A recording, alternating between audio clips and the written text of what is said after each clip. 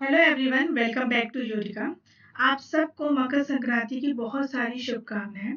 हम gate immunology discuss करने वाले हैं, जो गेट में इस पर्टिकुलर टॉपिक से पीवाईक्यूज आए हैं और हम इन सभी पीवाईक्यूज को डिस्कस करेंगे, या आप कह सकते हैं मोस्ट इम्पॉर्टेंट टॉपिक्स जिसके पूरे पूरे चांसेस है कि आपके अपकमिंग एग्जाम्स में आए। ठीक है, तो आपको एक आइडिया भी लग जाएगा और हो सकता है कि आपको कुछ कॉन्सेप्ट भी पता चल जाए जो आपके एग्जाम के लिए बेनिफिट हो। ठीक है, अब ये जो टॉपिक है ये आपको पता होना चाहिए कि बेटी, चाहे हम गेट बीटी की बात करें या फिर हम गेट एक्सेल की बात करें, ये टॉपिक कॉमन होता है जो किसी भी एग्जाम में पूछा जा सकता है। ठीक है, तो यहाँ पर हम गेट इम्यूनोलॉजी को पढ़ने वाले हैं।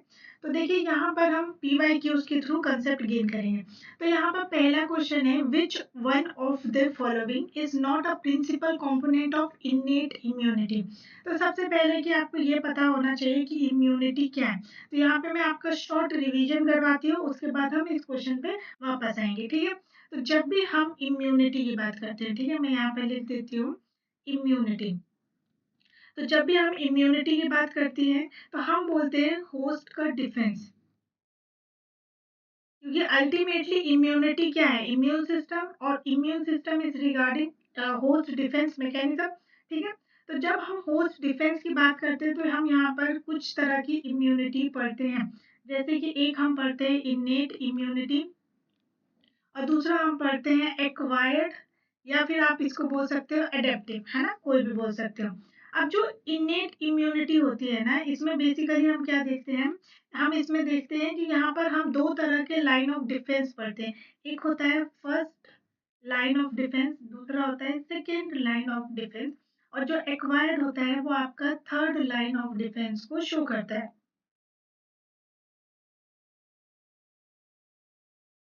ठीक है, अब फर्स्ट लाइन ऑफ डिफेंस की बात करते हैं तो देखिए इसमें कौन कौन से डिफेंस मैकेनिज्म आ जाते हैं।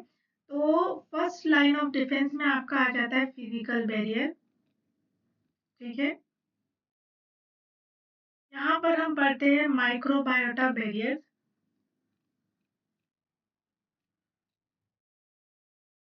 और एक और बैरियर पढ़ते हैं जिसको हम बोलते हैं केमिकल बैरियर।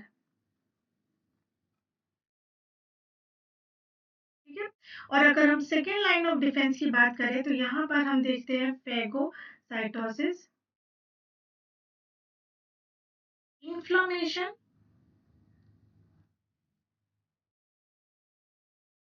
फीवर, और हम देखते हैं एंटी माइक्रोबियल प्रोटीन।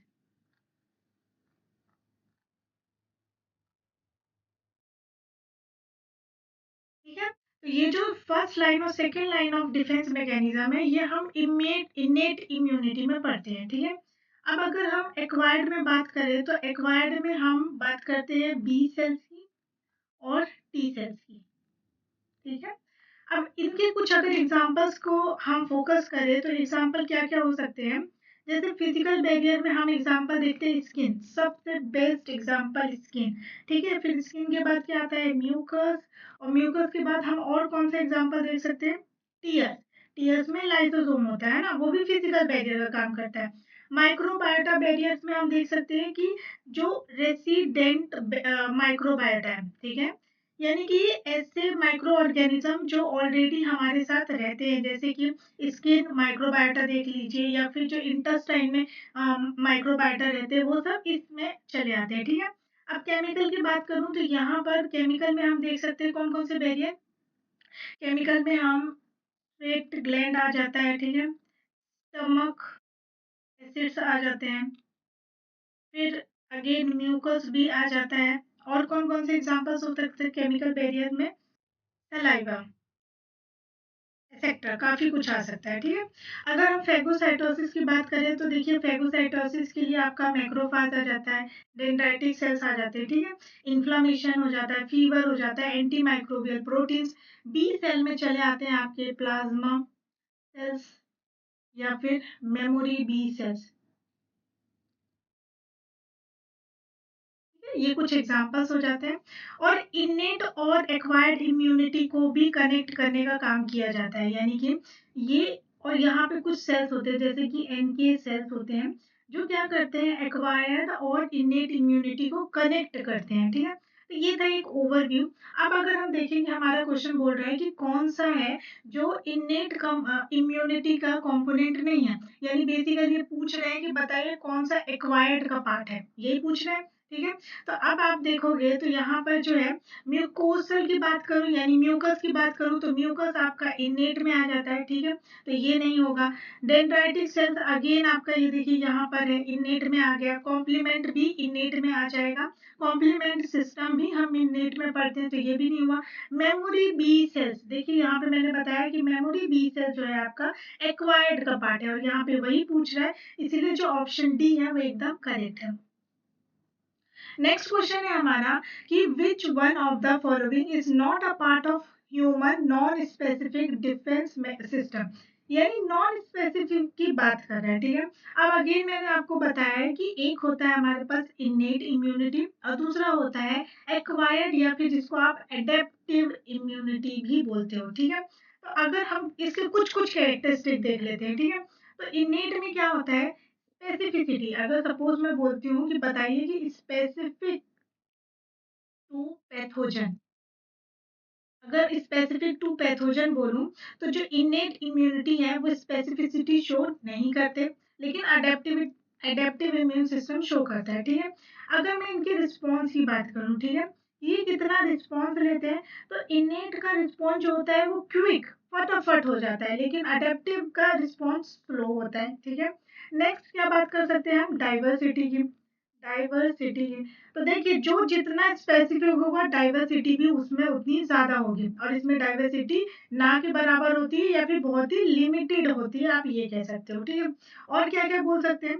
अब इनेट इम्यूनिटी में हम पढ़ते हैं डिफेंस मैकेनिज्म। कौन कौन सा डिफेंस मैकेनिज्म मैंने आपको बताया, फर्स्ट लाइन और second line of defence mechanism पढ़ते हैं, जबकि एडेप्टिव में हम third line of defence mechanism को देखते हैं। ठीक है, तो ये कुछ इंपॉर्टेंट कैरेक्टरिस्टिक है।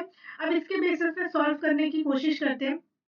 और एक बात और, कि जो एंटीबॉडी का प्रोडक्शन है वो आपका इनेट इम्यूनिटी में नहीं होता है, एडेप्टिव इम्यूनिटी में होता है। तो ये पूछ रहे हैं कि नॉन स्पेसिफिक डिफेंस सिस्टम का पार्ट नहीं है, इसका मतलब ये क्या, ये आपसे सीधा सीधा एडेप्टिव के बारे में पूछ रहे हैं कि बताइए कौन सा एडेप्टिव है। ठीक है, तो यहाँ पर इंटरफेरॉन जो होता है वो आपका इनेट इम्यूनिटी में आ जाता है, राइट। म्यूकस भी इनेट में आ जाता है, सलाइवा भी इनेट में आ जाता है। बचा क्या आपका, एंटीबॉडी बच गया। तो ये जो एंटीबॉडी है ये आपका एडेप्टिव इम्यून सिस्टम का पार्ट हो जाता है, इसीलिए हमारा आंसर डी है। ठीक है, नेक्स्ट क्वेश्चन है। ये क्वेश्चन देखिए बहुत ही रिसेंटली पूछा गया है, 2023 का क्वेश्चन है, और यहाँ पे बोल रहे हैं, okay, before solving this question मैं आपको कुछ कंसेप्ट समझा देती हूँ। जैसे देखिए, एक ये जो है आपका, मान लीजिए ये एक बी सेल है। ठीक है, आपको पता है कि बी सेल जो होते हैं वो कन्वर्ट होते हैं प्लाज्मा सेल्स में। ये प्लाज्मा सेल्स का फॉर्मेशन करते हैं, और यही प्लाज्मा सेल्स जो होती है वो आपकी एंटीबॉडीज बनाती है। तो मान लीजिए ये बहुत सारी एंटीबॉडीज जो है एक प्लाज्मा सेल ने बना दी। पर अब होता क्या है कि इनमें से जो कुछ एंटीबॉडी होगी वो चली जाएगी और बी सेल के सरफेस पे ऐसे अटैच हो जाएगी। ठीक है, लेकिन कुछ एंटीबॉडी है जो सॉल्यूबल एंटीबॉडी बन जाएगी, यानी कि वो सेल के सरफेस पे नहीं जाएगी, वो सॉल्यूबल हो जाएगी। ठीक है, तो आप देख रहे हो कि प्लाज्मा सेल यहाँ पर एक ही है, मतलब एक ही सेल है जिसने ये एंटीबॉडी भी बनाई और ये एंटीबॉडी भी बनाई।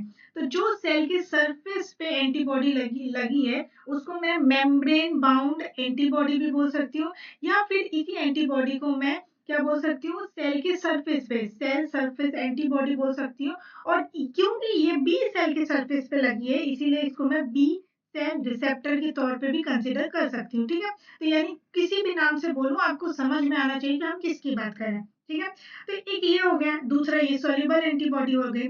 तो अब अगर सेम सेल जो है इन दोनों ही एंटीबॉडी को बना रही है, तो इसका मतलब कि अगर ये एंटीबॉडी को लूं मैं, ठीक है, अब एक ही सेल ने बनाया है तो ये होता है इसका एंटीजन बाइंडिंग पोर्शन। ठीक है, तो अगर एक ही सेल ने बनाया है तो इसका जो एंटीजन बाइंडिंग साइट होगा वो सेम होगा, यानी ये सेम तरह के एंटीजन को रिकॉग्नाइज करेगा, राइट, क्योंकि यहाँ पे कोई डिफरेंस ही नहीं है ना, क्योंकि एक ही सेल बना रही है।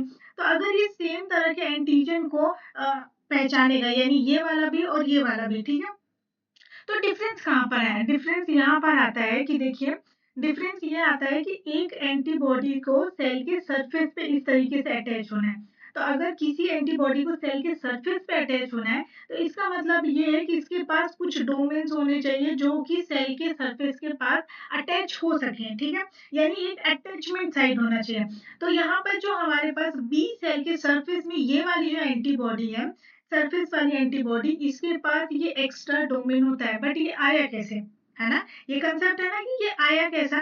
तो देखिए ये आता कैसे है कि आप देखिए ये एंटीबॉडी है, ठीक है?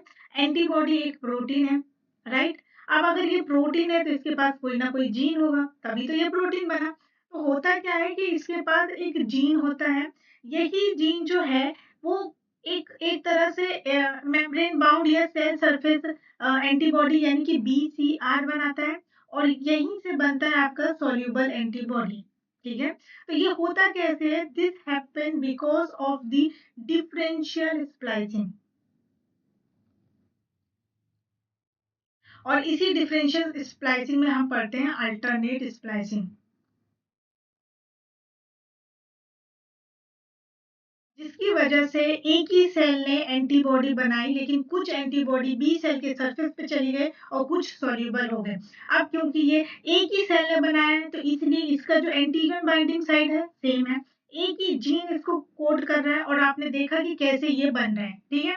तो अब हम अपने क्वेश्चन पे वापस आ जाते हैं और अब इस क्वेश्चन को अटेम्प्ट करने की कोशिश करते हैं, ठीक है? तो क्या बोल रहा है कि बी सेल प्रोड्यूस करती है दो तरह के इम्यूनोग्लोबुलिन। एक होता है मेम्ब्रेन बाउंड फॉर्म, जिसको हम बी सेल रिसेप्टर बोलते हैं, यानी इसकी बात की जा रही है, ठीक है? दूसरा है सॉल्युबल फॉर्म, यानी कि इसकी बात की जा रही है, नोन एज एंटीबॉडी। सॉल्युबल वाले को हम एंटीबॉडी बोलते हैं, ठीक है? अब इसमें से कौन सा स्टेटमेंट करेक्ट है? अच्छा, ये MSQ वाला क्वेश्चन है, मोर देन वन आंसर इसके लिए करेक्ट होंगे। तो अब ये करेक्ट स्टेटमेंट पूछ रहा है, तो देखिए BCR and antibody have identical antigen binding site. देखिए ये एंटीजन बाइंडिंग साइट तो दोनों का सेम होगा, इसका भी एंटीजन बाइंडिंग साइट सेम होगा और इसका भी एंटीजन बाइंडिंग साइट सेम होगा। तो ये एकदम करेक्ट बात है। BCR and antibody recognise different epitopes. कैसे? अगर इनका एंटीजन बाइंडिंग साइट सेम है, तो यानी कि ये सेम तरह के एपिटोप को रिकॉग्नाइज करेंगे, और यहाँ पे डिफरेंट बोल रहा है, तो क्योंकि डिफरेंट बोल दिया इसलिए ये स्टेटमेंट हो गया correct. BCR and antibody are encoded by the same gene. Exactly यहाँ पे मैंने वही तो दिखाया है, ये जीन है जो सेम जीन ही है, जो इसको भी कोड कर रहा है, इसको भी कोड कर रहा है, and with the help of alternate splicing, ठीक है? तो ये हो गया correct. Then BCR antibody are formed by differential splicing। तो exactly differential splicing और alternate splicing, ये एकदम करेक्ट बात है, ठीक है? ओके, यहाँ पे डिफरेंशियल स्प्लाइसिंग है, तो स्पेलिंग करेक्ट कर लेते हैं कि क्या होगा इसका।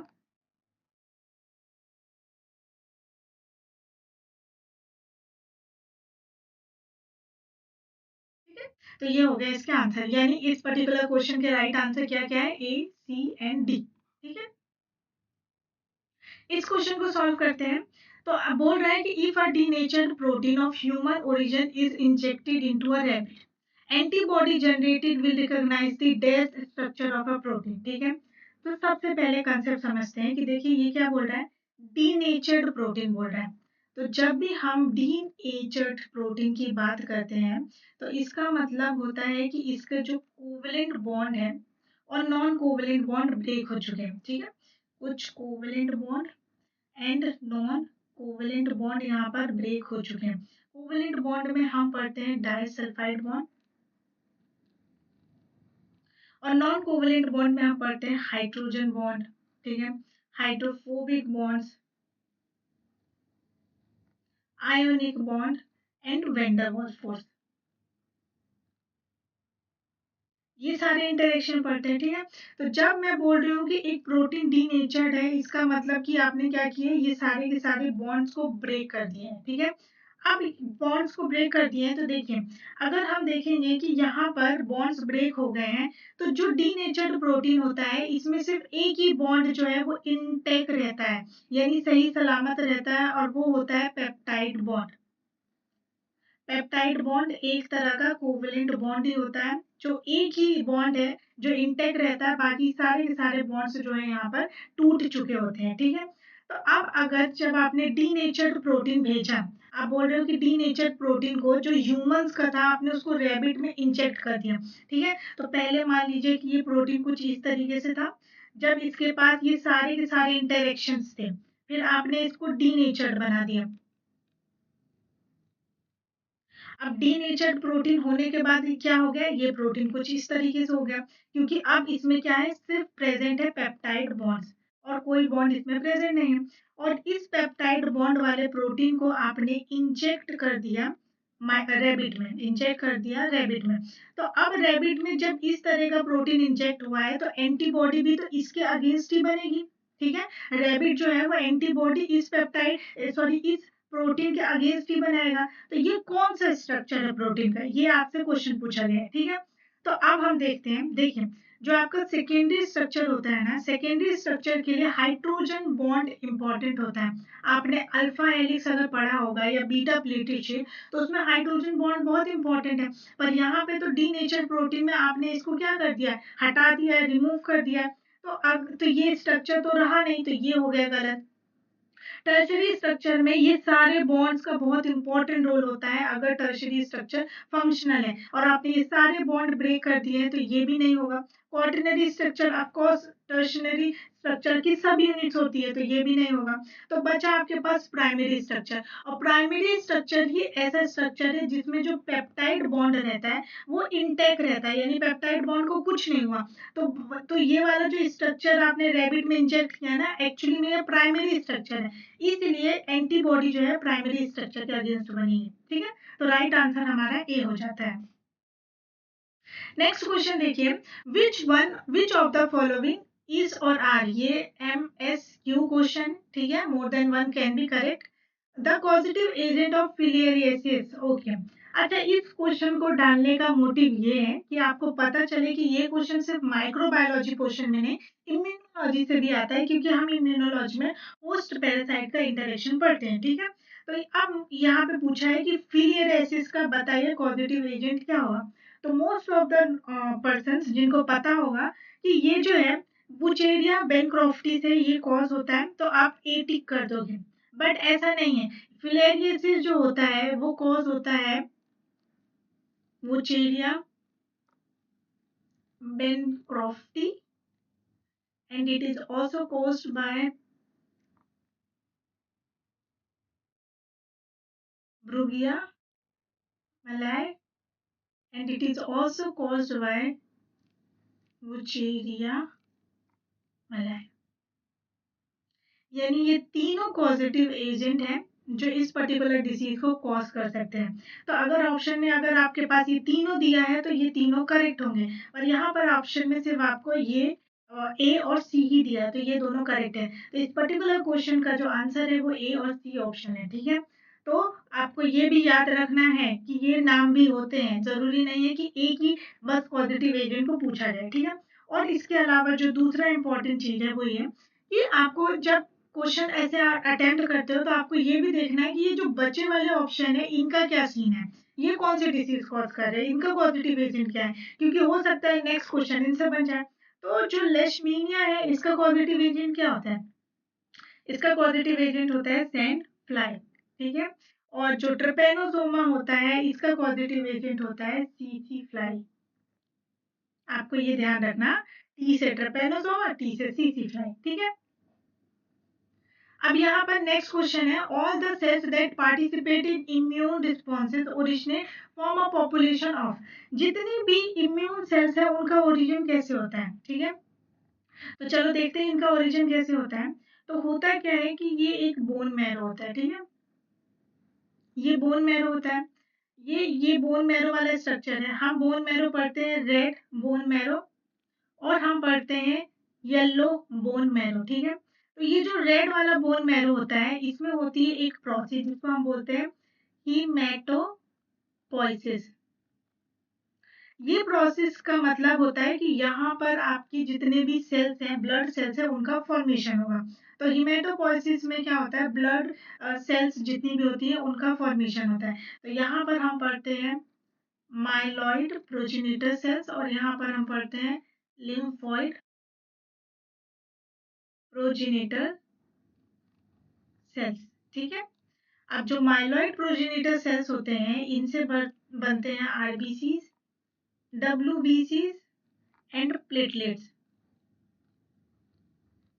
लेकिन जो लिम्फोइड प्रोजेनिटर सेल्स होते हैं इनसे आपके बनते हैं B cells, T cells and NK cells, यानी कि नेचुरल किलर सेल्स। ठीक है, और आपको ये ध्यान देना है कि नेचुरल किलर सेल्स बन जरूर लिम्फोइड प्रोजेनिटर सेल से है, बट इसका जो रोल होता है, मैक्सिमम रोल जो होता है, ये होता है इन्नेट इम्यूनिटी में।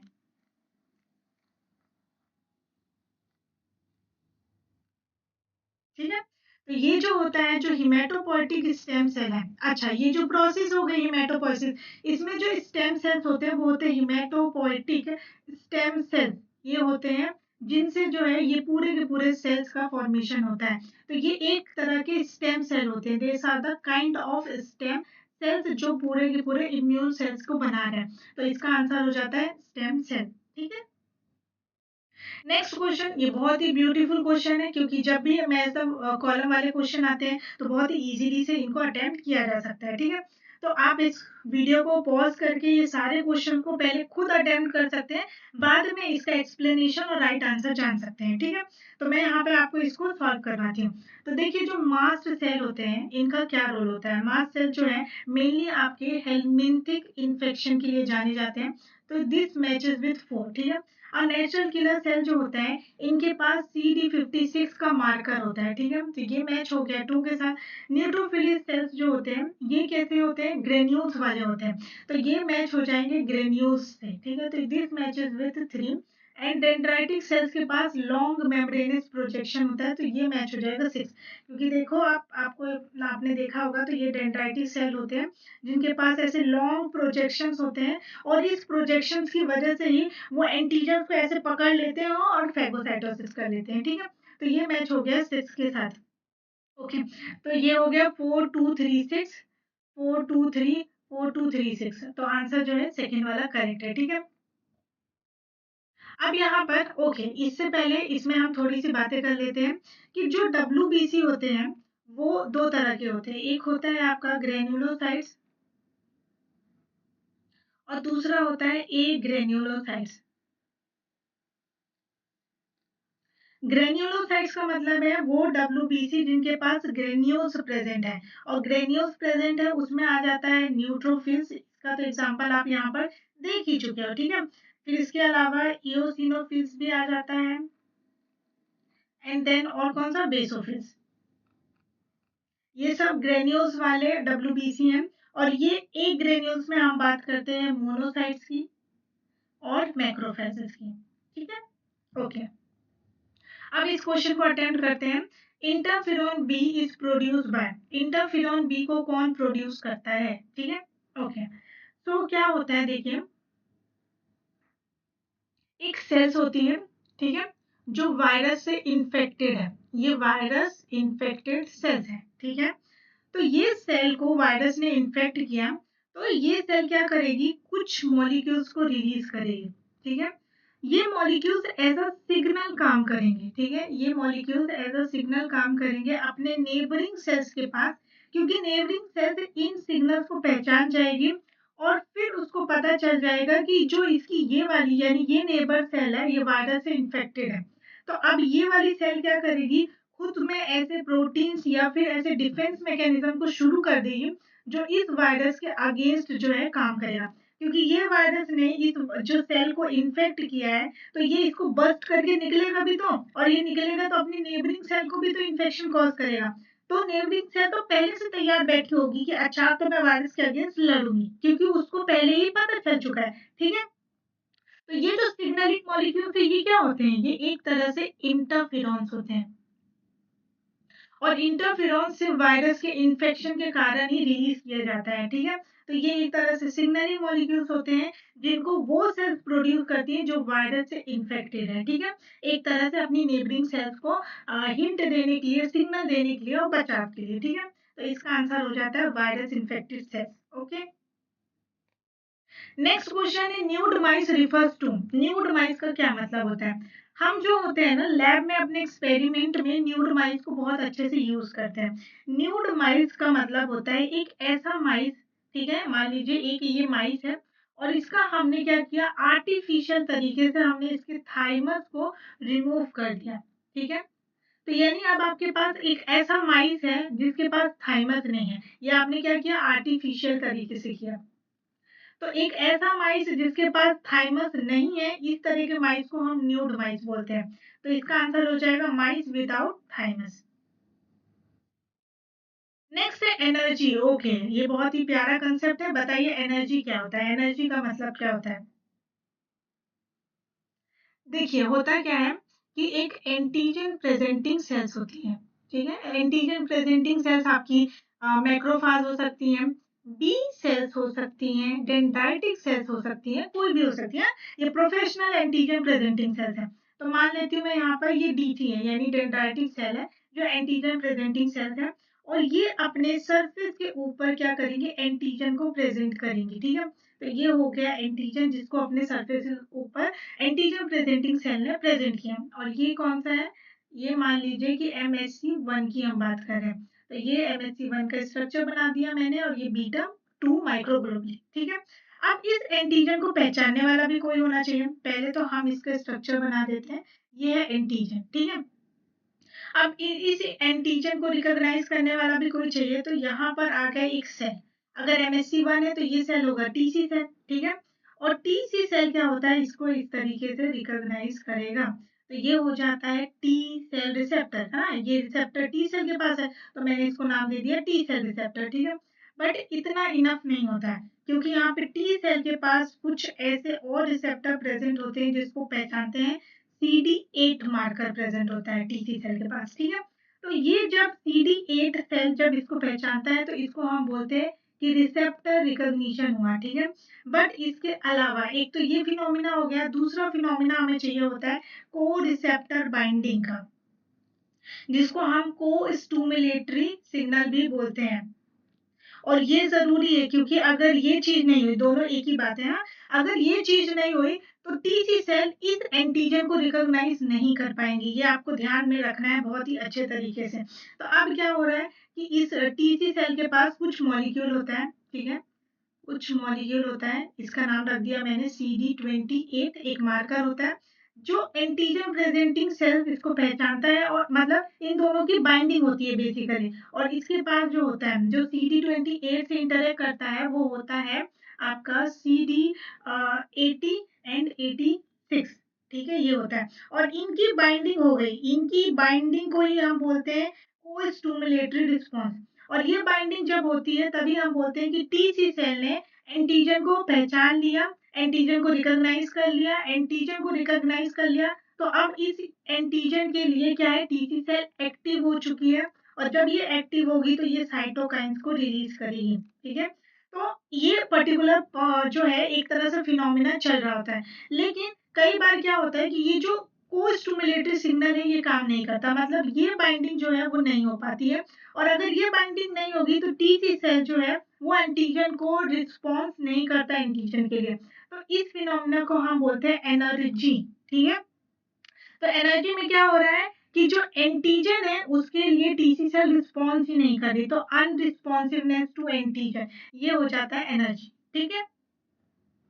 मैंने आपको ये सारी चीजें क्यों बताई, क्योंकि आज तो इन्होंने सिंपली पूछ लिया कि एनर्जी क्या होता है। कल को ये पूछ लेंगे कि एनर्जी में कौन चीजें इंपॉर्टेंट रोल प्ले करती हैं और किस किस के बीच में जो है इंटरेक्शन होता है। तब आपको पता होना चाहिए कि ये इंटरेक्शन होता है CD80, 86 एंड CD28 के बीच में, ठीक है।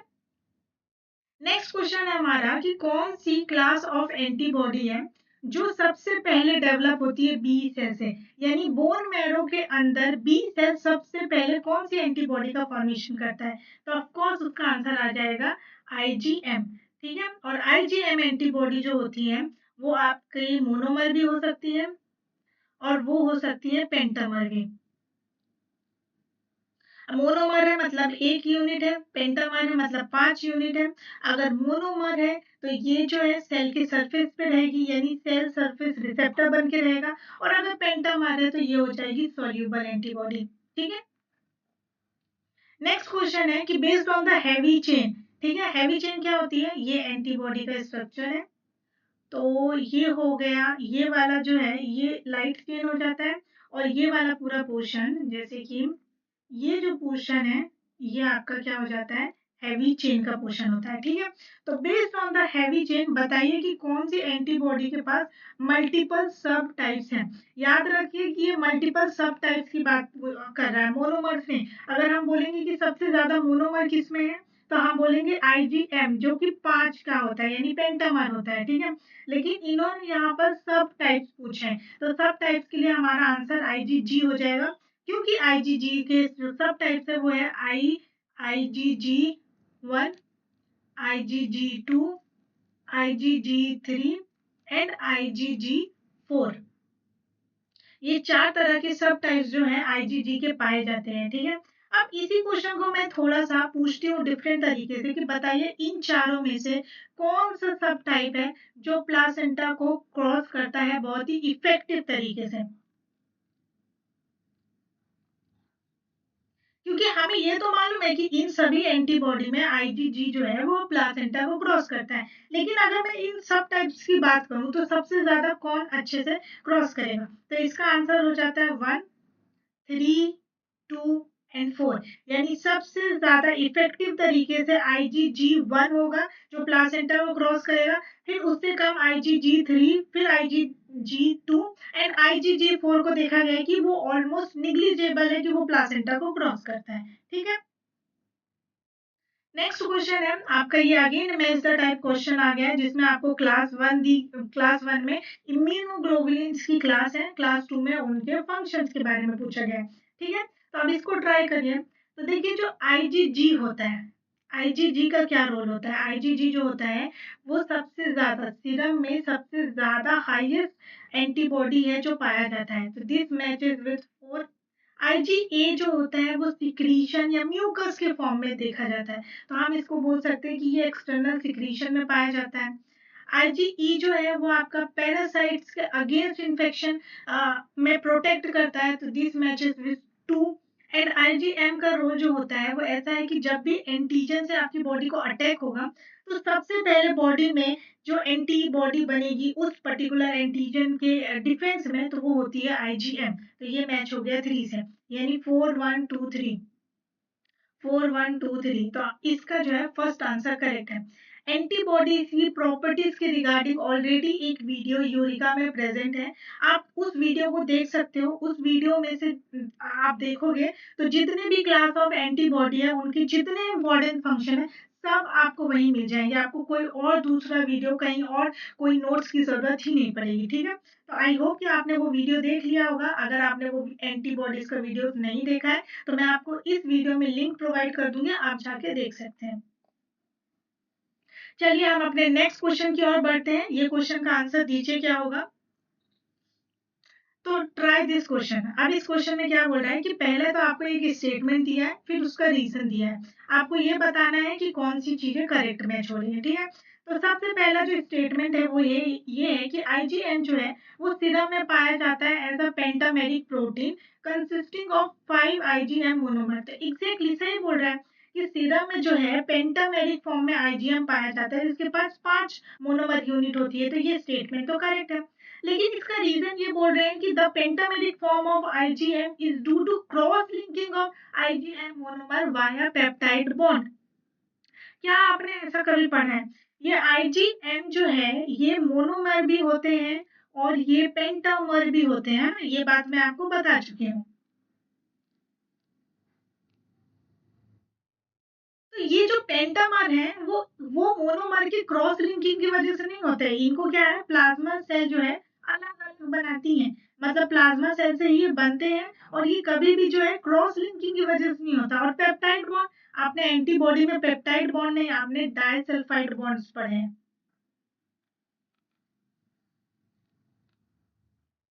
तो इसलिए जो है फर्स्ट स्टेटमेंट तो सही है, लेकिन जो इसका रीजन है पेंटामेरिक होने का वो गलत है। तो हम क्या बोलेंगे कि A statement is true but R is false. तो इसका जो है थर्ड आंसर निकल के आ जाता है। नेक्स्ट क्वेश्चन, ये तो बहुत ही इजी क्वेश्चन है, आप इसको बहुत ही आराम से अटेम्प्ट कर लेंगे, तो करिए। तो सबसे पहले ये पूछते हैं कि बी सेल के डेवलपमेंट, बी सेल का डेवलपमेंट बोन मैरो में होता है, हमें पता है।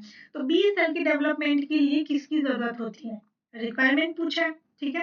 अब अगर आपको ध्यान हो तो मैंने बताया था आपको कि हिमेटोपोएटिक स्टेम सेल्स होती हैं, ठीक है। एक होता है माइलॉइड प्रोजेनिटर सेल्स होती हैं और दूसरा होता है लिम्फोइड प्रोजेनिटर सेल्स, ठीक है।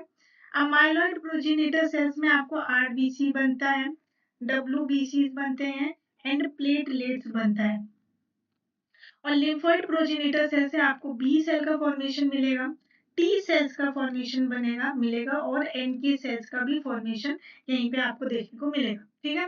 तो आप मुझे बताइए कि बी सेल जो होता है इसके डेवलपमेंट के लिए कौन से सेल्स जो है रिस्पॉन्सिबल है, किसकी जरूरत अल्टीमेटली पड़ती है। तो देखिए डेंड्राइटिक सेल्स तो एक फेगोसाइटोटिक सेल्स है नहीं, कफर सेल्स भी नहीं होता, ये एक तरह का मैक्रोफाज है।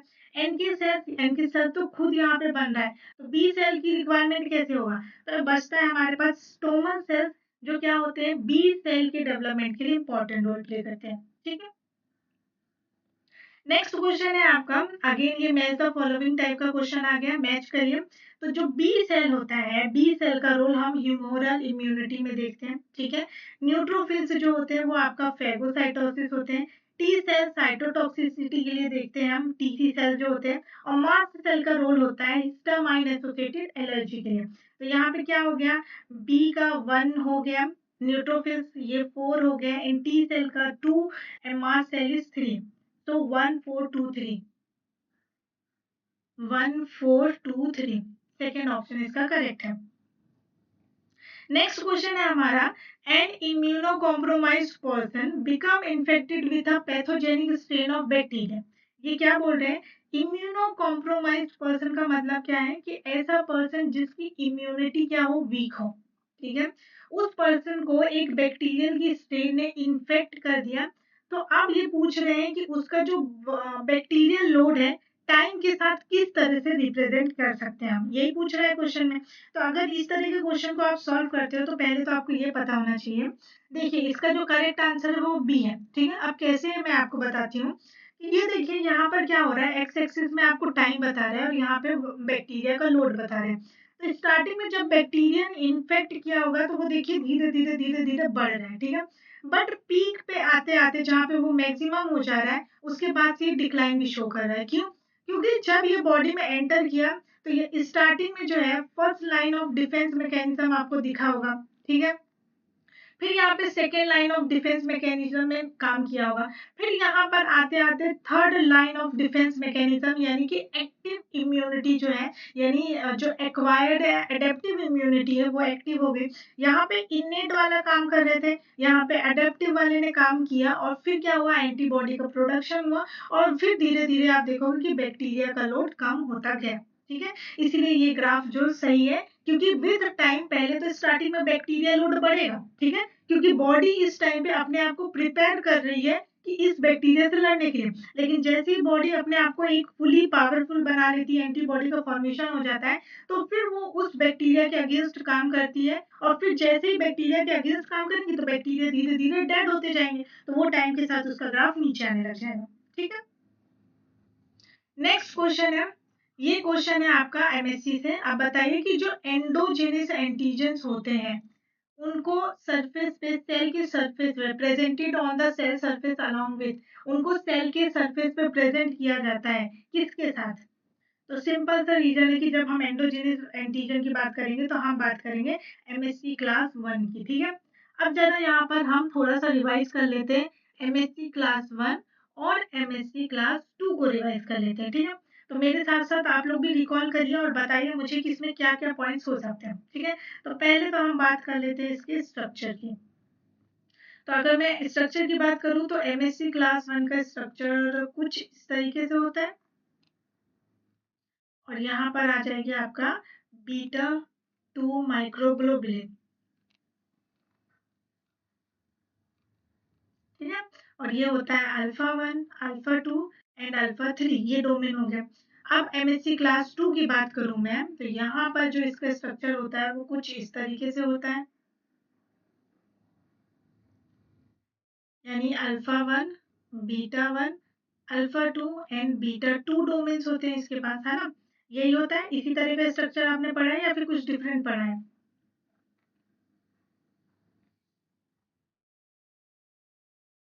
ठीक है। अब इसके बाद इसकी कुछ प्रॉपर्टीज के बारे में बात करें तो ये जो साइट है यहाँ पर ये वाली साइट और यहाँ पर ये जो साइट है ये क्या होती है, एंटीजन बाइंडिंग साइट होती है। मतलब यहाँ पर ही एंटीजन को बाइंड किया जाता है, ठीक है। तो ये हो गया। अब MHC1 को रिकॉग्नाइज कौन करता है, TC सेल्स रिकॉग्नाइज करते हैं, ठीक है। MHC1 को रिकॉग्नाइज जो है वो TC सेल्स करते हैं, MHC2 को TH सेल्स करते हैं। TC सेल्स के पास मार्कर CD8 होता है, ठीक है, और TH सेल के पास CD4 प्लस होता है। पाथवे अगर हम देखें तो TC सेल्स का जो पाथवे होता है वो आपको पता है कि कौन सा होता है, एंडोजिनस पाथवे होता है, और TS सेल्स में हम एक्सोजिनस पाथवे को पढ़ते हैं, ठीक है। तो ये कुछ डिफरेंसेस हो गए जिसको आप रिकॉल करिए, जिसको आप याद कर लीजिए, अपने नोट्स में इंक्लूड कर लीजिए, क्योंकि MHC इंपॉर्टेंट हो जाता है एग्जाम पॉइंट ऑफ व्यू से, ठीक है। अब नेक्स्ट क्वेश्चन, ओके, ये क्वेश्चन भी अगेन देखिए आपके MHC से ही आ गया है, बट इसमें पूछ रहा है कि कौन सा स्टेटमेंट सही है, ट्रू है regarding processing and presentation of protein antigen. यानी कि ये जो MHC होती है ना, अपने सरफेस पे एंटीजन को प्रेजेंट करती है, प्रोसेस करती है, यानी इसकी कटिंग से लेके प्रेजेंटेशन तक का करने का जो प्रोसेस होता है उसके बारे में पूछा गया है कि क्या चीजें सही है, ठीक है। तो सबसे पहले तो आपको एक प्रोसेस पता होनी चाहिए, तो मैं यहाँ पर आपको दोनों तो नहीं लेकिन हाँ एक प्रोसेस समझाती हूँ, MHC क्लास 1 का प्रोसेस समझाती हूँ, क्योंकि जो चीजें क्लास 1 में होगी वो क्लास 2 में नहीं होगी, तो उस तरीके से आपको हेल्प हो जाएगी इस क्वेश्चन को सॉल्व करने में, ठीक है। तो देखिए क्या होता है, MHC क्लास 1 क्या होता है कि इसमें जो है एंडोजीनस एंटीजन की बात करते हैं, और यहाँ पर मैं एंडोजीनस एंटीजन वायरस को मान लेती हूँ, ठीक है। तो जब भी वायरस सेल को इन्फेक्ट करता है, यहाँ पर क्या हुआ, वायरस ने सेल्स को इन्फेक्ट किया, तो सेल के अंदर न्यूक्लियस है, तो वायरस क्या करता है, अपने जीनोम को न्यूक्लियस में इंटीग्रेट करवा देता है, ठीक है, ये आपको पता है। तो वायरस का जीनोम यहाँ पर इंटीग्रेट हो गया, तो अब यहाँ पे ये वायरस के mRNA बना, ठीक है, और mRNA से अब ये प्रोटीन बनाएगा, तो मान लीजिए ये प्रोटीन बन गया। mRNA जो है न्यूक्लियस से निकल के यहाँ पे साइटोसोल में आ गया, ठीक है, और साइटोसोल में ये mRNA है, साइटोसोल में इसने अपने प्रोटीन से बनाया, ठीक है। तो मान लीजिए protein A, protein B, protein C and protein D जो है वो ये सारे के सारे वायरस प्रोटीन है, क्योंकि साइटोसोल में ही mRNA से प्रोटीन का फॉर्मेशन होता है, जिसको हम क्या बोलते हैं, ट्रांसलेशन बोलते हैं, ठीक है। तो यहाँ पे जो है वायरस का प्रोटीन बन गया, पर आपको देखने को मिलेगा कि ये तो भैया साइटोसोल वाला एरिया है, तो साइटोसोल में तो है आपका प्रोटियासोम भी प्रेजेंट होता है, और प्रोटियासोम क्या है, एक ऐसी मशीनरी है जो प्रोटीन को डिग्रेड करती है, यानी प्रोटीन को तोड़ देती है, टुकड़े टुकड़े कर देती है, तो प्रोटीन का डिग्रेडेशन हो जाता है। तो ये प्रोटियोसोम क्या होता है, इस एक प्रोटीन को उठाती है और अपनी मशीनरी के थ्रू इसके टुकड़े टुकड़े कर देती है, इस तरीके से, ठीक है, इसके टुकड़े हो जाते हैं। तो अब ये जो टुकड़ा है, अब ये साइटोसोल से ER के पास में जाएगा, ये देखिए इस तरह का स्ट्रक्चर मैं बना दे रही हूँ ER में, क्योंकि ER के पास क्यों जाएगा, क्योंकि ER में जो है MHC क्लास 2 बैठा हुआ है, ठीक है, MHC क्लास 2 है, सॉरी MHC क्लास 1 है, क्योंकि हम एंडोजीनस पाथवे पढ़ते हैं, तो यहाँ पर जो है MHC क्लास 1 होता है, इसलिए MHC क्लास 1 के सरफेस पे एंटीजन को भेजना है हमें, ठीक है। यानी कि ये जो एंटीजन है, या जो इसका जो फ्रेगमेंट है, आपको इसको यहाँ पर भेजना है MHC क्लास 1 के पास में। तो ये जो है यहाँ से जाता है, तो ये जो आपके जो ER है, ER के सरफेस पे कुछ प्रोटीन्स होते हैं जिनको बेसिकली हम बोलते हैं ट्रांसपोर्टर्स। ये ट्रांसपोर्टर्स होते हैं जिनका नाम है टैप। ये ट्रांसपोर्टर्स की मदद से ये जो फ्रेगमेंट है वो ER के अंदर जाता है और फिर यहाँ पर आकर MHC क्लास 1 से अटैच हो जाता है। फिर MHC क्लास 1 जो है वो बाहर निकल के सरफेस पे जाके इस तरीके से प्रेजेंट हो जाता है, और यहाँ पर एंटीजन आपको शो होता है, इस एंटीजन को आप क्या है, TC सेल रिकॉग्नाइज करेंगे, और फिर TC सेल एक्टिव होंगी तो साइटोकाइंस रिलीज करेंगे, और फिर उसके बाद पूरा का पूरा डिफेंस मैकेनिज्म काम करता है। तो इस तरीके से बेसिकली जो है एक शॉर्ट वे में मैंने आपको बताया कि किस तरीके से MHC क्लास 1 जो है प्रोसेस होता है, प्रेजेंटेशन करता है एंटीजन का, ठीक है। तो आप चलिए कुछ स्टेटमेंट्स पढ़ लेते हैं। तो पहले स्टेटमेंट में बोल रहे हैं कि क्लास 2 पाथवे में protein antigen in the cytosol are processed by proteasome, लेकिन प्रोटियासोम तो हमने क्लास 1 में पढ़ा है, ये हो गया गलत। फिर सेकंड स्टेटमेंट बोल रहे हैं कि in class 1 MSC pathway extracellular proteins antigens are endocytosis into vesicles and proceed. तो सबसे पहले कि एमएससी क्लास 1 में एक्स्ट्रा सेलुलर नहीं, एंडोजीनस प्रोटीन्स या एंडोजीनस एंटीजन को प्रोसेस किया जाता है। और यहाँ पर क्या मैंने किसी भी तरह का आपको वेसिकल फॉर्मेशन बताया? नहीं बताया, क्योंकि वेसिकल का फॉर्मेशन एमएससी क्लास 2 में होता है, तो ये भी हो गया गलत। नेक्स्ट है in the class 1 MSC pathway transporter associated antigen processing यानी कि टैप प्रोटीन की जरूरत होती है, ताकि जो साइटोसोल में जो हमने प्रोटीन्स को बनाया है उस प्रोटीन को ट्रांसलोकेट कर सके। तो ये एकदम सही बोल रहा है, क्योंकि अभी हमने एमएससी क्लास 1 में क्या देखा कि टैप की मदद से ये जो प्रोटीन साइटोसोल में बना है, फ्रेगमेंट बना है पेप्टाइड्स का, उसको ट्रांसपोर्ट किया जा सके। ठीक है। नेक्स्ट है invariant chain in the endoplasmic reticulum is involved in transport of peptides and loading class 1 MSC which is wrong, क्योंकि जो invariant chain है वो आपको MSC क्लास 2 में देखने को मिलता है। MSC क्लास 2 का स्ट्रक्चर कुछ इस तरीके से होता है और इनवेरिएंट चेन जो है इस तरीके से MSC क्लास 2 को यहाँ पर एंटीजन पेप्टाइडिन बाइंड साइड में यहाँ पर बाइंड करके रखती है, जब तक कि कोई पेप्टाइड इससे बाइंड ना हो जाए। ठीक है, तो ये होता है इन वेरिएंट चेन, और ये आपका एमएससी क्लास 2 में होता है और यहाँ पे ये एमएससी क्लास 1 बोल रहे हैं, इसलिए ये स्टेटमेंट भी हो गया गलत। ठीक है, तो इस हिसाब से इस पर्टिकुलर क्वेश्चन का जो आंसर है, राइट आंसर है, वो है option C. Next question again देखिए, ये एमएससी से आ गया, एमएससी क्लास 2 से आ गया। तो बताइए एमएससी क्लास 2 में जो पॉलीमॉर्फिक डोमेन्स हैं वो कौन कौन से हैं? थोड़ा सा ध्यान रखिए, थोड़ा ध्यान दीजिए कि क्या हो सकता है इसमें।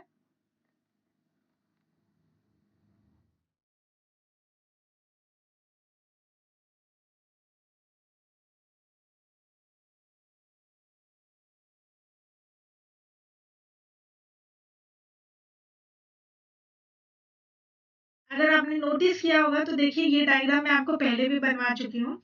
तो एमएससी क्लास 1 में अल्फा 1, अल्फा 2, अल्फा 3 होते हैं। यहाँ पे बीटा 2 माइक्रोग्लोबुलिन होता है और यहाँ पे होता है alpha 1, beta 1, alpha 2 and beta 2। ठीक है, इसमें जो है आपके एमएससी क्लास 2 में दो डोमेन होते हैं, एक अल्फा होता है, एक बीटा, इसीलिए इसका नाम जो है एमएससी क्लास 2 है। और एमएससी क्लास 1 में एक ही डोमेन होता है विच इज अल्फा ओनली, क्योंकि अल्फा के ही वेरिएंट्स है, अल्फा 1, अल्फा 2, अल्फा 3, बट होता तो अल्फा ही है, तो इसलिए इसको नाम दे दिया एमएससी क्लास 1। ठीक है, बट यहाँ पे क्वेश्चन है कि इनमें कौन कौन सा पॉलीमॉर्फिक डोमेन्स पाए जाते हैं। ठीक है, ओके। अब अगर ये पॉलीमॉर्फिक डोमेन्स बोल रहा है तो इसका मतलब ये बेसिकली मुझे ऐसा लग रहा है कि ये क्वेश्चन बोलना चाहता है कि एंटीजन बाइंडिंग डोमेन बताइए। ठीक है, एंटीजन बाइंडिंग डोमेन मतलब जहां पर एंटीजन आके बाइंड कर रहा है, तो वो होगा आपका अल्फा 1 एंड बीटा 1। पॉलीमॉर्फिक ये है क्योंकि यहाँ पर ही एंटीजन को हम बाइंड कर सकते हैं। ठीक है, तो ये एमएससी क्लास 2 में होता है, तो एमएससी क्लास 2 में अल्फा 1 और बीटा 1 डोमेन हो जाएगा इसका करेक्ट आंसर। ठीक है, नेक्स्ट क्वेश्चन, ये क्वेश्चन है आपके इफेक्टर टी सेल्स के। इसमें पूछा है कि कौन सा फॉलोइंग स्टेटमेंट करेक्ट है ना। इज और आर लगा दिया, इसका मतलब अगेन ये एमएसक्यू टाइप का क्वेश्चन है और पूछ रहा है कि कौन सा स्टेटमेंट जो है वो करेक्ट है for antigen activated effector T cells के लिए। ठीक है, तो अब अगर आपने टी सेल्स के बारे में आप थोड़ा बहुत जानते हो तो आप इस क्वेश्चन को अटेम्प्ट कर सकते हो। तो चलो कोशिश करते हैं। पहला स्टेटमेंट बोल रहा है कि CD4+ cells make contact with macrophage and stimulate their microbial microbicidal activity, है ना। मतलब अगर मैक्रोफाज जो है एक एंटीजन प्रेजेंटिंग सेल है, तो antigen presenting cell MSC class 2 के साथ काम करते हैं और इनके पास क्लास 2 के पास CD4+ मार्कर होता है। तो ये बात इन्होंने सही बोली कि अगर इस तरीके से वो MHC2 यानी मैक्रोफाज से इंटरेक्ट करेंगे तो माइक्रोब्स की डेथ होगी, यानी कि साइडल मतलब क्या होता है, उसकी डेथ करवाना। ठीक है, तो ये स्टेटमेंट सही है। लेकिन सेकेंड वाला स्टेटमेंट क्या बोल रहा है कि CD4+ सेल्स जो है बी सेल के साथ इंटरेक्ट करते हैं। ओके, बी सेल भी क्या है, एंटीजन प्रेजेंटिंग सेल है, वो भी MHC2 को साथ काम करेगा और सेम तरह का मार्कर होगा। ओके, एंड इसकी वजह से ये क्या करेंगे, प्लाज्मा सेल को डिफरेंशिएट, यानी बी सेल अब प्लाज्मा सेल में डिफरेंशिएट हो जाएगी। तो ये स्टेटमेंट भी सही है। लेकिन नेक्स्ट स्टेटमेंट आपका बोल रहा है कि CD8+ सेल्स जो है वो कांटेक्ट करती है बी सेल के साथ। देखिए, बी सेल जो है वो MHC सेकेंड के साथ काम करता है और इसके लिए आपको CD4+ मार्कर होना चाहिए, ठीक है। और फिर जो CD8 है, ये क्या बोल रहे हैं कि ये बी सेल के साथ इंटरेक्ट करके बी सेल को डिफरेंशिएट कर दे रहे हैं प्लाज्मा सेल, जिसकी वजह से एंटीबॉडी का फॉर्मेशन हो रहा है, which is totally wrong. CD8 यानी कि यहाँ पर जो है हम TC सेल की बात कर रहे हैं और TC सेल ये काम नहीं करती हैं, ठीक है। नेक्स्ट है CD8+ सेल्स जो है वो वायरस के साथ कांटेक्ट करती हैं और उसको किल कर देती हैं। यहाँ पे इसका मतलब आपको यहाँ पे TC यानी साइटोटॉक्सिसिटी एक्टिविटी देखने को मिलती है, which is very very true, ऐसा होता है, ठीक है। तो इस हिसाब से इस पर्टिकुलर क्वेश्चन में बी, क्यू एंड एस, ये तीनों ऑप्शन आपके लिए करेक्ट है और ये आपका मिल गया ऑप्शन सी में, ठीक है। नेक्स्ट क्वेश्चन में ये बोल रहे हैं कि कौन सा इम्यून रिस्पॉन्स जो है वो करेक्ट है, ठीक है। तो आप इस क्वेश्चन को सॉल्व करिए, साथ में मैं भी आपको इसका राइट आंसर एक्सप्लेन करती जाती हूँ। तो जो ये बोल रहे हैं कि टी सेल जो है वो एक्टिवेट होता है एंटीजन प्रेजेंटिंग सेल्स के थ्रू। एंटीजन प्रेजेंटिंग सेल्स आपके बी सेल्स होते हैं, फिर डीसी सेल्स होते हैं, डेंड्राइटिक सेल्स और मैक्रोफाज होते हैं बेसिकली, है ना। तो ये जो है वो टी सेल्स को एक्टिवेट कर देते हैं, चलिए ठीक है। फिर बोल रहे हैं कि फॉरेन पेप्टाइड्स जो होता है वो प्रेजेंट नहीं कर सकते हम उसको टी हेल्पर सेल्स की मदद से, क्योंकि उसमें क्लास 2 MHC प्रोटीन के द्वारा, ठीक है। देखिए, क्लास 2 MHC प्रोटीन जो है वो एक्सोजेनस प्रोटीन है कि यानी कि फॉरेन पेप्टाइड्स को ही लेता है और उसको TH सेल, MHC क्लास 2 है तो TH सेल होगा उसमें, और TH सेल ही प्रेजेंट कर सकती है। तो इसमें इन्होंने जो नॉट लगा दिया ना, उसकी वजह से हो गया गड़बड़, तो ये स्टेटमेंट हो गया गलत। फिर डेंड्राइटिक सेल्स जो है उसको हम प्रोफेशनल एंटीजन प्रेजेंटिंग सेल बोलते हैं, वेरी वेरी ट्रू। तो इसका जो राइट आंसर हो गया पी और आर हो गया, यानी कि P and R, that is option A is correct, ठीक है। ये टी सेल भी जो है, टी सेल जो है वो एक्टिवेट, पहले देखिए बी सेल जो होगी, ये जो बी सेल है ये एंटीजन प्रेजेंटिंग सेल है, ये अपने सरफेस पे एंटीजन को प्रेजेंट करेंगी और फिर इस एंटीजन को रिकॉग्नाइज करने के लिए आएंगे टीसी सेल, यानी कि टी सेल आएंगे, और टी सेल में आपके टीसी सेल भी हो सकते हैं और TH सेल भी हो सकते हैं, और ये इनको रिकॉग्नाइज करेंगे तो टी सेल क्या होंगे, अल्टीमेटली एक्टिवेट होंगे। तो मैं ये बोल सकती हूँ कि एंटीजन प्रेजेंटिंग सेल क्या करते हैं, टी सेल को एक्टिवेट कर रहे हैं, टी सेल्स जो है इनके द्वारा एक्टिवेट हो रहे हैं, तो इसलिए ये स्टेटमेंट भी करेक्ट है। नेक्स्ट क्वेश्चन देखिए। ओके, ये क्वेश्चन तो बहुत ही इजी है, मैं आपको बता चुकी हूँ कि बताइए इनमें से ए ग्रेनुलर कौन है, यानी WBC में हमने दो टाइप पढ़े थे, एक तो होते हैं ग्रेनुलोसाइट्स और दूसरा होते हैं ए ग्रेनुलोसाइट्स। ग्रेनुलोसाइट्स का मतलब कि जिनके पास ग्रेन्यूल्स हो, ए ग्रेन्यूल्स का मतलब जिनके पास ग्रेन्यूल्स एब्सेंट हो। तो ग्रेनुलोसाइट्स में हमने क्या देखा था, इओसिनोफिल्स देखा था, न्यूट्रोफिल देखा था और बेसोफिल्स देखा था, ठीक है। और इसी के साथ साथ जो मास्ट सेल्स होते हैं इनमें भी ग्रेन्यूल्स होते हैं, लेकिन जो मोनोसाइट्स होते हैं और मैक्रोफाज होते हैं इनके पास ग्रेन्यूल्स नहीं होते, टीसी सेल्स के पास भी ग्रेन्यूल्स नहीं होते। तो ये किसकी, ए ग्रेनुलोसाइट्स की कैटेगरी में आ गए। तो आंसर इसका आर और एस है, तो R and S is the correct option. Next question बताइए कि इस, अब ये क्वेश्चन बहुत ही इजी क्वेश्चन है, ठीक है, आपको इसको अटेम्प्ट करना ही चाहिए। ये बोल रहे हैं कि ल्यूकोसाइड, यानी कि ये WBC की बात कर रहे हैं, तो कौन सा ल्यूकोसाइड है जो सबसे ज्यादा लार्जेस्ट प्रोपोर्शन में प्रेजेंट होता है ह्यूमन ब्लड में। तो सबसे ज्यादा WBC जो होते हैं वो न्यूट्रोफिल होते हैं, न्यूट्रोफिल सबसे हाईएस्ट कॉन्सेंट्रेशन में प्रेजेंट होते हैं। और न्यूट्रोफिल का एक और इम्पोर्टेंट फीचर मैं आपको बता देती हूँ कि जहाँ कहीं भी इन्फेक्शन होता है वहां पे सबसे पहले जो सेल्स पहुंचती हैं वो न्यूट्रोफिल्स ही होती हैं, ठीक है। नेक्स्ट क्वेश्चन बताइए कि अब इनमें से कौन सा ऐसा मॉलिक्यूल है जो जो क्या करता है, processing, involve in processing of a foreign antigen. Foreign antigen मतलब एक्सोजीनस पाथवे को बात की जा रही है। तो ये कौन करता है? एक्सोजीनस पाथवे की बात हम कौन कौन करता है? एक्सोजीनस में एमएससी क्लास 2 आ जाता है, क्योंकि एमएससी क्लास 1 तो एंडोजीनस पाथवे होता है, तो एमएससी क्लास 2 आ जाता है। ओके, बट यहाँ पर सवाल हमारा कुछ और है कि कौन सा होता है। तो देखिए, कभी भी जो है रेड ब्लड सेल तो एंटीजन प्रेजेंटेशन में इन्वॉल्व नहीं होती, प्लेटलेट्स भी इन्वॉल्व नहीं होते, तो हमारे पास एक बी सेल बचा और एक मैक्रोफाज बचा, ठीक है। और बी सेल जो है वो क्या है? एंटीजन प्रेजेंटिंग सेल है। ये भी एक एंटीजन प्रेजेंटिंग सेल है। ये एमएससी क्लास 2 के साथ काम करेंगे और ये भी एमएससी क्लास 2 को ही अपने सरफेस पे एक्सप्रेस करवाएंगे। तो इसका answer B, A and B both are the correct, क्योंकि ये एक एमएसक्यू टाइप का क्वेश्चन है, ठीक है। नेक्स्ट क्वेश्चन, अगेन ये क्वेश्चन कितना इंपॉर्टेंट है, कितना इंपॉर्टेंट होने के साथ साथ बहुत ही इजी है, क्योंकि फिर आगे आपको मैच करने के लिए। तो आप बताइए, आईजीई जो होता है उसका क्या रोल है? आईजीजी, आईजीएम, आईजीए, ठीक है। तो जैसे मैं आपको बता चुकी हूँ कि आईजीए जो है बेसिकली इनका रोल जो होता है सिर्फ मतलब म्यूकस में होता है, सिक्रीशन वाले जितने फॉर्म्स होते हैं वहां पर होता है। तो सिक्रीशन या म्यूकोसल सरफेस में देखते ही मैं बोलूंगी कि ये आईजीए का रोल है। तो ये मैच हो गया आर के साथ, ठीक है। अब अगर फोर्थ आर के साथ मैच हो गया है तो देखिए सभी में आर है। कितने मतलब जो एग्जाम पेपर सेट करने वाले हैं उनको भी मालूम है कि ये ऑप्शन आपको पता होगा, इसीलिए उन्होंने सभी में ये ऑप्शन दे दिया। फिर आईजीएम का क्या रोल होता है?